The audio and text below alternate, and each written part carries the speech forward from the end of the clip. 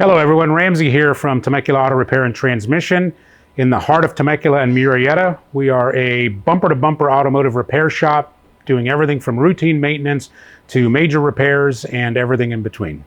Today I want to talk to you guys about the radiator in your car as well as some cooling system maintenance to make sure that you preserve your engine for a long time to come and don't overheat it. First of all, what is a radiator? A radiator, like the name insinuates, radiates heat. And in the context of a car, we're radiating heat out of the engines. It's important that the engine runs cool, and that's the radiator's job. So there is coolant that runs through your engine. That's a liquid, that's a mix of water and a special chemical. It's called coolant or antifreeze. And what that coolant does is it flows through the engine and it picks up heat from the engine as it's flowing through. Then the coolant flows into the radiator, and it's the radiator's job to remove that heat from the coolant to cool down the coolant and thereby cooling the engine.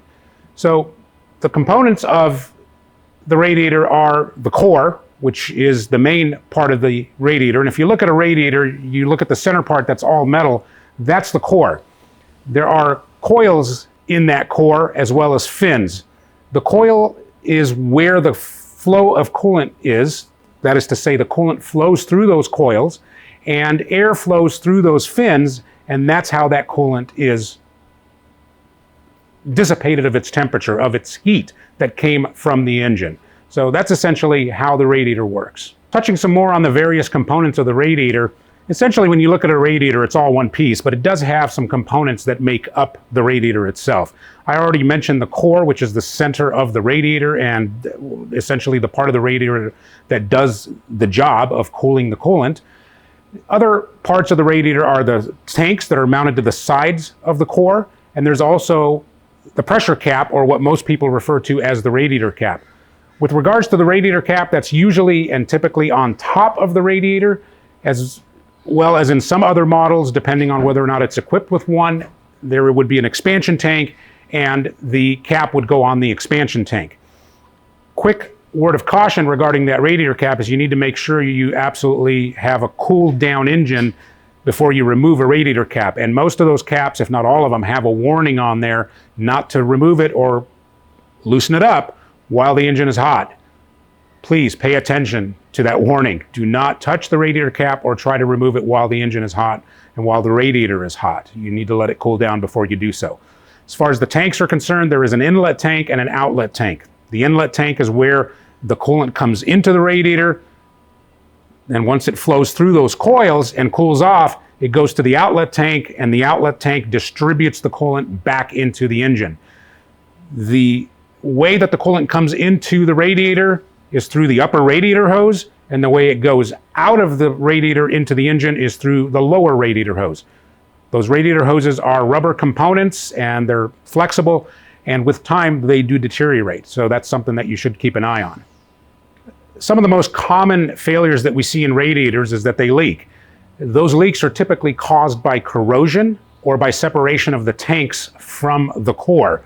The outer tanks, the inlet tank or the outlet tank will start to separate from the core itself, or there would be corrosion that is found in the area of those tanks is where it's typically occurring. So for maintenance purposes, you want to prevent that corrosion, and one of the key ways to do that is to do regular coolant flushes.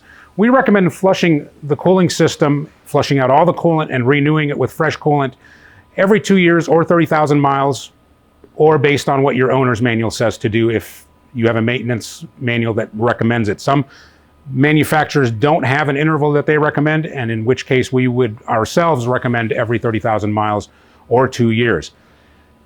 The coolant that's in your engine and in your radiator breaks down over time and becomes more water content than it is coolant content. The chemicals that make up coolant just break down and kind of go away, if you will, and now you have more water content in your engine and in your radiator, and that promotes this corrosion that we're talking about. So flushing that out and renewing it is important to preventing corrosion. Maintenance item that we often recommend is a replacement of cooling system hoses, those rubber hoses that I talked about. those deteriorate over time. And a lot of times looking at the hose from the outside, you can't really tell. Most of those hoses, and typically with those hoses, they'll deteriorate from the inside out. And you won't know that you have a problem with it until it bursts open and now you have a coolant leak. So if we sense that those hoses are old and weak, and a lot of times you can just put a little bit of thumb and finger pressure on them and determine that they are a little bit weak, we would recommend those as a replacement for maintenance purposes. They're not leaking at the moment. They may not be a problem right at that moment, but you don't want to find out the hard way out on the road, perhaps in the middle of the desert, that you should have replaced that as maintenance. Let's talk a little bit about radiator replacement and radiator repair or radiator repair. Essentially, when you want to look at having a radiator replaced or repaired is when obviously it leaks. That would be clearly a situation where you have to do something in the way of a repair or a replacement. Sometimes you might want to do it preventatively. If you see that there is corrosion and a risk that it could ultimately leak, you might want to look at doing it ahead of time before you have a problem on the road. The difference between radiator repair and radiator replacement really comes down to the type of radiator you have in your car. Most vehicles these days are equipped with a radiator that has plastic tanks. Those radiators usually cannot be repaired. So the days of repairing a radiator are almost completely gone. There was a time when radiators were all metal. The tanks, the inlet tank, the outlet tank were metal, the core was metal, and if you develop a problem somewhere in those tanks, you can solder it, or the repair shop would solder it in order to repair it.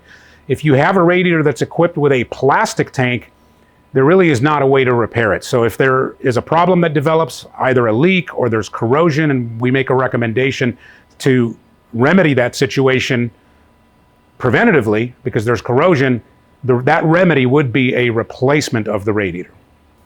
One other point regarding repair or replacement, there are some products on the market that claim to stop a leak, and some of them are actually called stop leak.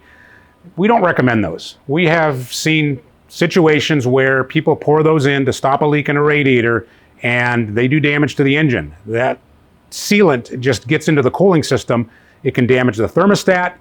If that thermostat isn't operating properly, it can cause the engine to overheat, or even more directly, that sealant can get into the engine. Remember I said the coolant flows through the engine. Well, if you have a stop leak in there, that stop leak can start flowing through that engine also, and it can cause blockages in the engine, and now you have restricted flow of coolant, which also leads to overheating. So here at Temecula Auto Repair and Transmission, you can count on skilled technicians doing all repairs and replacements of radiators as well as anything else your car needs. It is very, very important to use quality parts that meet or exceed the manufacturer's standards, that is to say the vehicle manufacturer's standards, and you can count on that being the case here at Temecula Auto Repair and Transmission. One other word of caution regarding the replacement process, and that's something, of course, our professionals heed to, is using the proper type of coolant as prescribed for a vehicle. These days, there are various types of coolants out there on the market, and they are vehicle specific. And one needs to be very, very careful to use the correct coolant or antifreeze when doing a repair. With summer coming, it's a really, really good time to come into our shop and have us take a look at the vehicle in general, as well as the cooling system, and just make sure everything is up to snuff. You want to be absolutely sure that you take that road trip that you're planning with a cooling system that is sound and going to get you there without any problems. So give us a call at 951-699-3332, or find us on the web at TemeculaAutoRepair.com, where you can schedule an appointment.